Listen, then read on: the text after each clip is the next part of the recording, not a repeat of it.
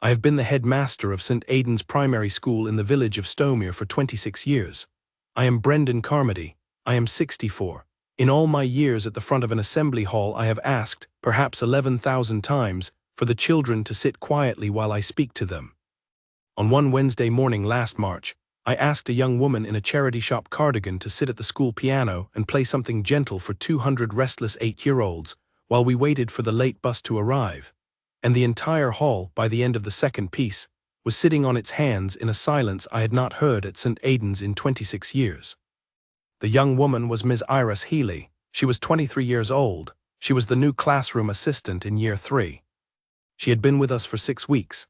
She had been hired after a small competitive interview on the strong recommendation of her tutor at the further education college in the town, who said she had a steady manner with small children and a willingness to do the work the trained teachers cannot always do. She had not in her interview told us she played piano. The application form had asked the question and she had ticked the box that said a little. I had not, in the 6 weeks since, seen her near the school's upright. The school's upright, I should tell you, was a tired old Yamaha that had been in our assembly hall since 1992. It had been tuned by a kind volunteer once a year. The volunteer was named Mr. Pat Glynn, who had been the village's piano teacher and had retired 3 years before. Without him, the tuning had become irregular. The upright had not, on the Wednesday morning in question, been tuned since November. The middle C stuck very slightly when struck with weight, and the high A-flat had stopped sounding altogether the previous Friday, which I had been meaning to ask the parish for funds about. The morning of the Wednesday assembly was a wet, low-cloud March morning. The late bus from the outlying farms had been delayed by floodwater on the lane near the bridge. 38 of our children, including the entire Year 6, were on that bus.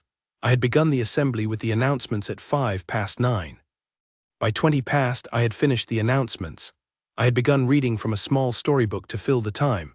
By 9:30, 200 restless children, none of them Year 6, none of them old enough to keep themselves tidy for 40 minutes on a hall floor, had begun the soft buzzing hum that any teacher will recognize as the early warning of disorder. The deputy head, Mrs. Maureen Doyle, leaned into me from her chair at the side of the stage. She said quietly, "Brendan, we need something." I looked at the upright in the corner of the hall. I looked at the staff sitting along the side benches. My eye fell on Iris Healy. I will be honest. I called on her because she was the only member of staff in the hall whose form I had personally read at the interview, and her form had ticked the box marked a little. I was, in that moment, gambling on a 5-minute filler. I did not expect a great deal. The bus was perhaps another 10 minutes away. We needed something soft to settle the room. I said into the microphone, "Children, while we wait for the late bus, Ms. Healy is going to play us a little something on the piano. Settle down, please, and listen quietly. Ms. Healy, if you would."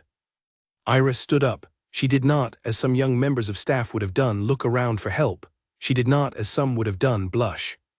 She set her clipboard on her chair, smoothed the front of her charity shop cardigan, and walked across the polished wooden floor of the assembly hall to the corner where the upright sat.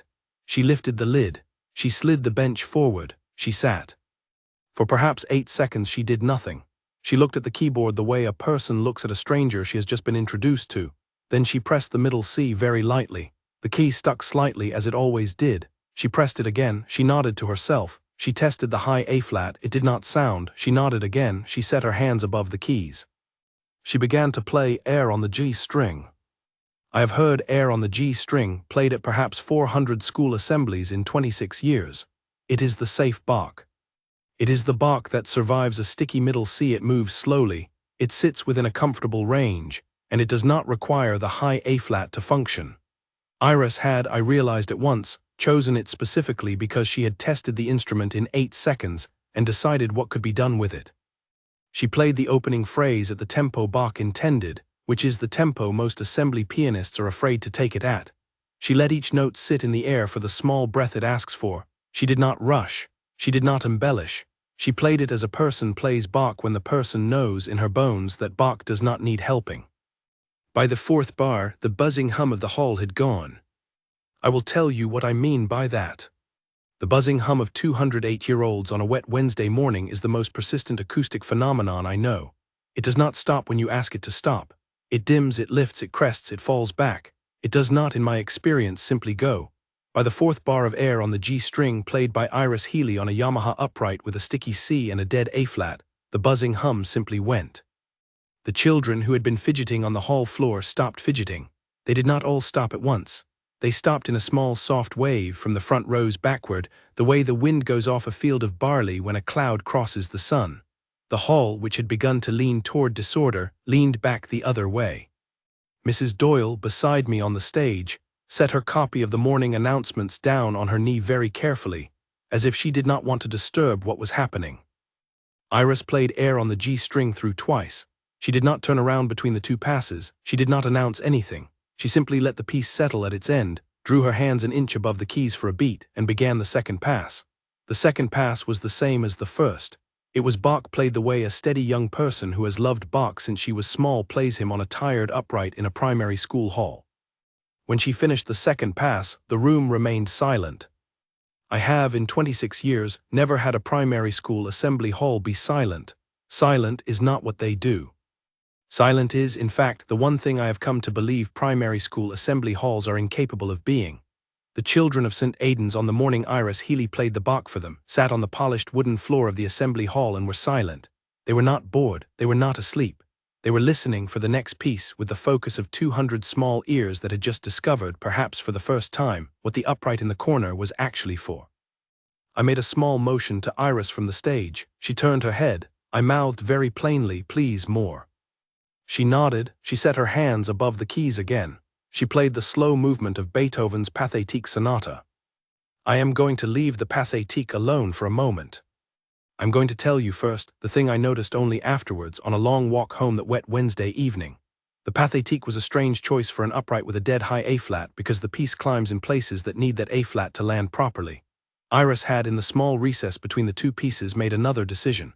She would play the Pathétique a whole step down. She would transpose the whole movement on the spot into a key where the dead key did not fall, and she would play it from memory. I am not enough of a pianist to know how hard that is. My deputy is enough of a pianist, and she has told me in the quiet of the deputy's office a fortnight later that it is the sort of thing you would, if you had years to prepare, manage in a recital. To do it under 3 minutes planning, on a tired school upright, for 200 children, was not the sort of thing a person with the ticked box marked "a little" did. It was the sort of thing a person who has been hiding what she can do for the comfort of other people did. Iris played the Pathétique slow movement in the transposed key on the upright, and the silence in the hall deepened. The teachers along the side benches had stopped pretending to look at their programs. Mrs. Doyle had her hand against her cheek. I saw in the back row of the hall floor a Year 2 boy who had not, in 2 terms at the school, sat still for more than 90 seconds, and he was sitting now, with his hands quiet in his lap, and his face turned up toward the corner of the hall where the upright was. The piece moves to its slow heart. There is a place, 2/3 of the way through, where the right hand sings the long open melody over the soft chords of the left, and the player must let the silence breathe between the phrases. Iris let the silences breathe. The hall, 208-year-olds and 20 staff, let the silences breathe with her.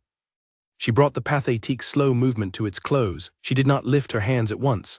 She left them very softly on the final chord for perhaps 4 seconds, then she set them in her lap.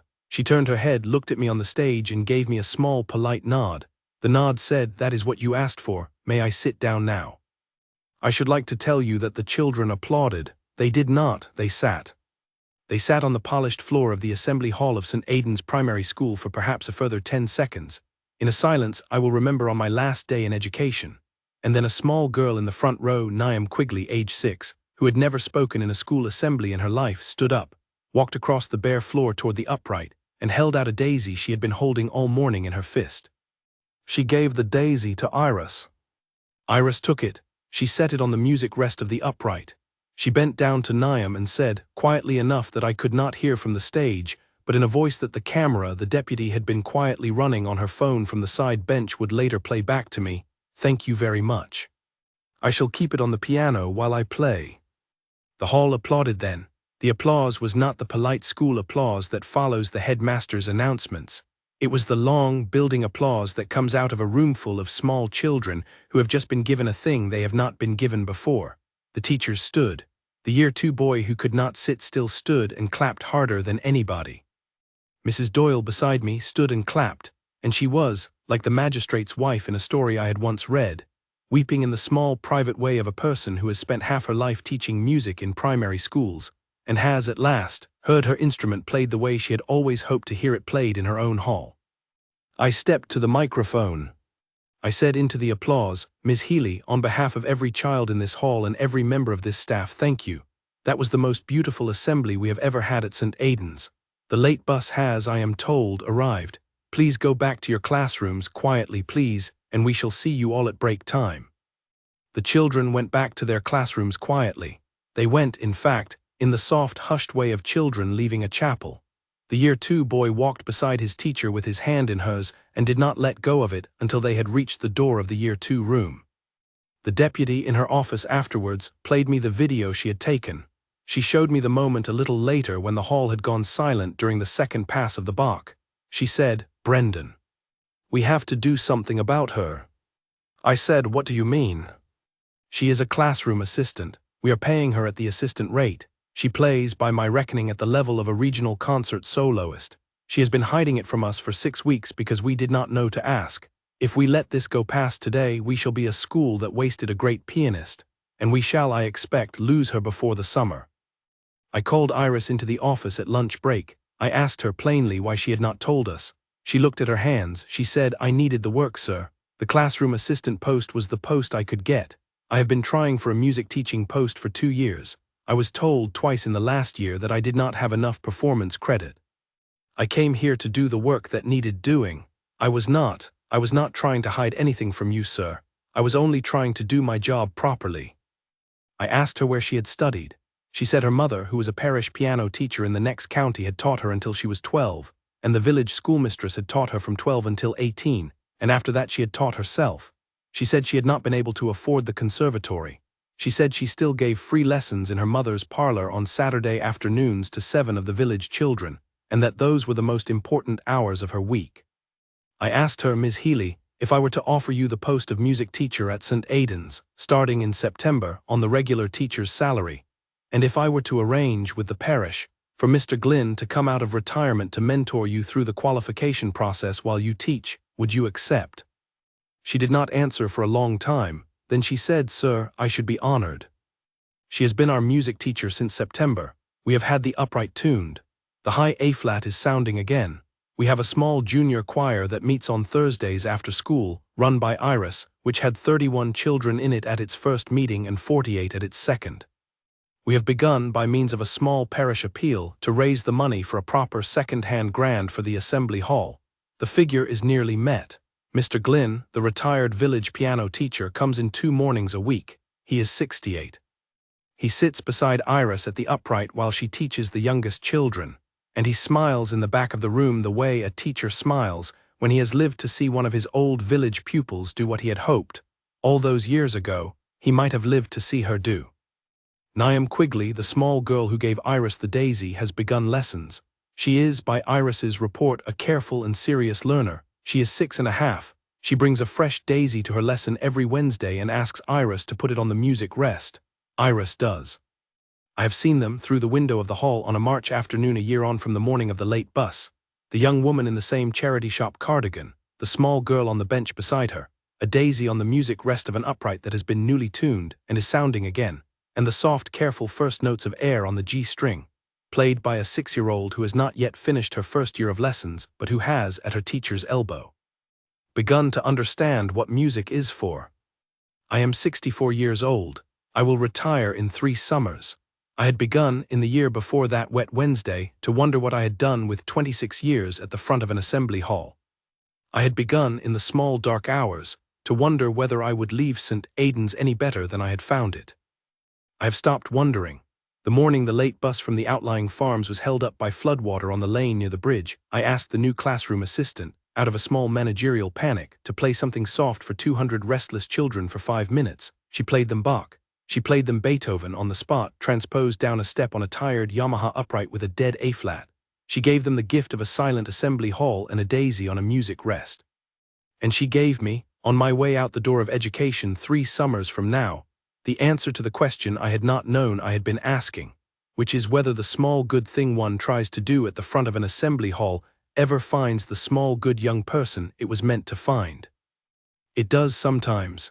It did that Wednesday in the corner of the hall at St. Aidan's when I called on the new classroom assistant in her charity shop cardigan, and she stood up, walked across the polished floor and sat down at the upright to play.